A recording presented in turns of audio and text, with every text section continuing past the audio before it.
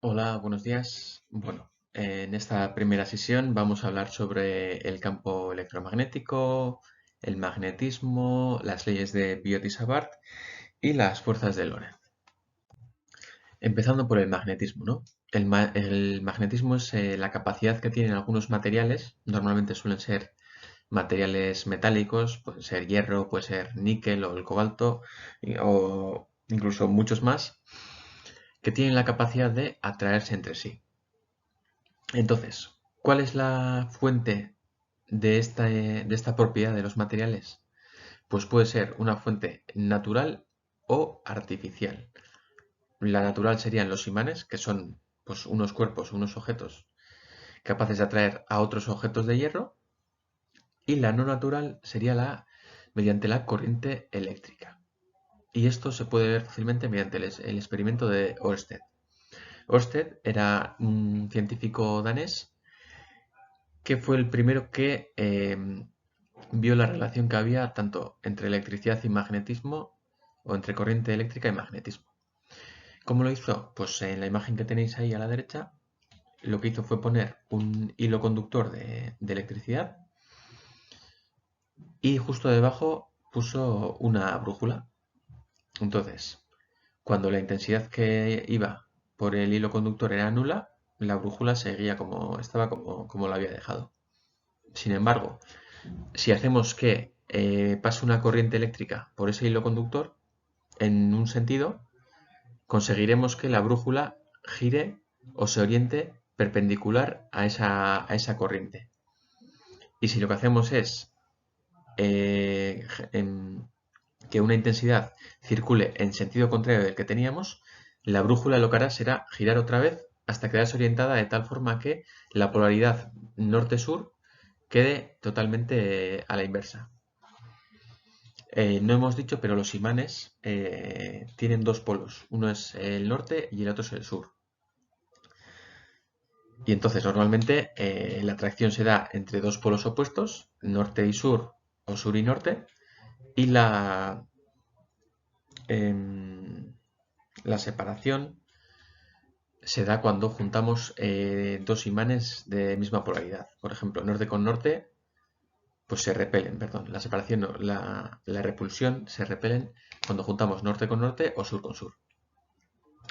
Entonces, ¿qué ocurre cuando tenemos un cuerpo magnético o magnetismo en el ambiente? Pues que esto provoca una perturbación en el espacio, como hemos dicho, provocada por un imán o una corriente eléctrica. Entonces, esta perturbación que se genera en el espacio le llamamos campo magnético. Y se trata de una magnitud vectorial que identificamos con la letra B. Vectorial quiere decir que tiene tanto módulo como dirección como sentido. Y se mide en teslas. Entonces, como todo campo magnético, tiene unas líneas de fuerza, unas líneas de campo. Estas líneas de campo, como vemos en la imagen, siempre van de polo norte a polo sur.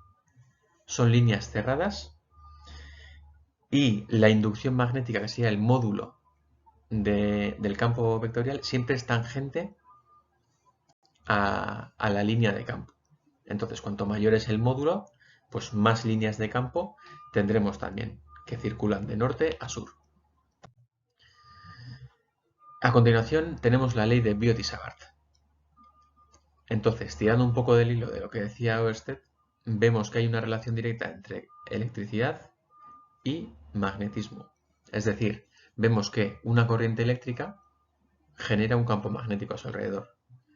Entonces, mediante la ley de Biot-Savart lo que podemos es calcular el, el campo magnético o el valor del campo magnético, el módulo, en un punto X que esté a cierta distancia de nuestro hilo conductor. Como podéis ver, pues esa sería su ecuación, su formulación, un diferencial de campo magnético igual a nu0 entre 4pi, nu0 siendo la permeabilidad magnética en el vacío, o directamente proporcional también a la intensidad, al diferencial de longitud del hilo y a un vector unitario UR que definimos en la dirección de R, que es el vector de posición. y esto inversamente proporcional a el módulo de posición al cuadrado. Bien, esta forma es una forma general. En cada caso, si quisiésemos saber el valor del campo magnético, deberíamos integrar la ecuación de arriba, y porque va a depender de la forma que tenga el conductor. Y en este caso vamos a hablar de dos casos que son comunes, o son los más comunes en el ámbito del magnetismo, que son, por una parte, las corrientes rectilíneas e infinitas, es decir, un hilo conductor infinito y perpendicular. Entonces, integrando la ecuación anterior, llegamos a la conclusión de que la inducción magnética, el módulo, es proporcional a la intensidad e inversamente proporcional a la distancia que hay entre hilo conductor y el punto en el que estamos calculando el valor magnético. A tener en cuenta, la dirección de este campo magnético, al ser magnitud vectorial, siempre va a estar situada en el plano perpendicular al hilo, y es tangente a la línea de campo, que van a ser circulares las líneas de campo.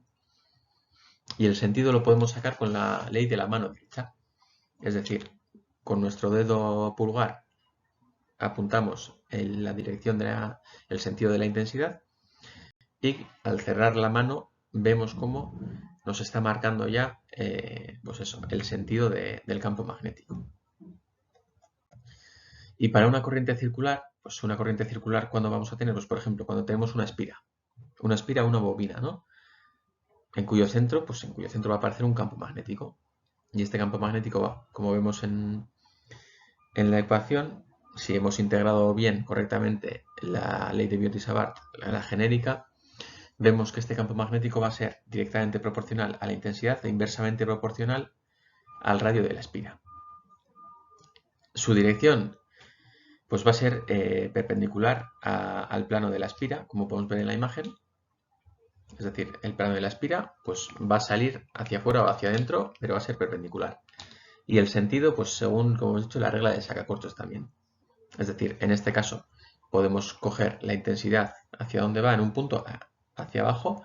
La ley de la mano derecha nos está diciendo que va hacia afuera el campo magnético. Y para concluir la lección de hoy tenemos las fuerzas magnéticas que aparecen en un campo magnético, ¿no? Entonces, estas fuerzas magnéticas vamos a verlas sobre cargas puntuales, lo que va a dar pie al funcionamiento de los ciclotrones, o podemos verlas también sobre hilos conductores.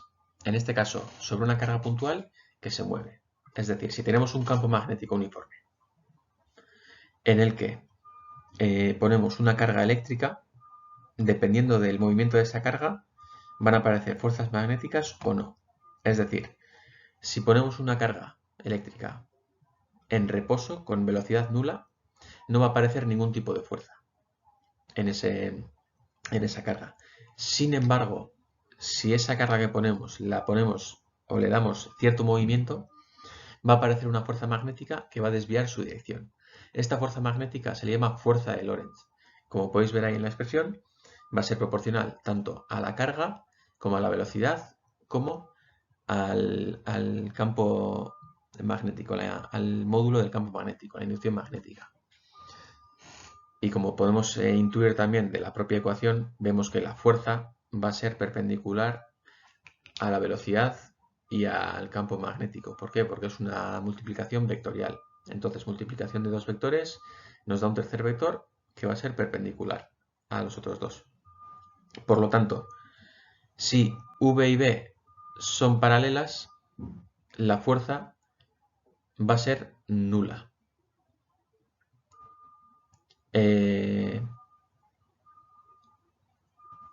Y poco más.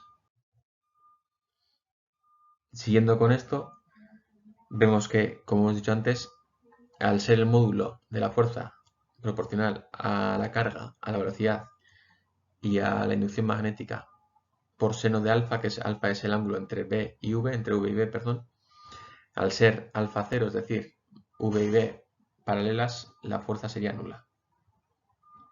Y el sentido, pues sería la regla de la mano izquierda.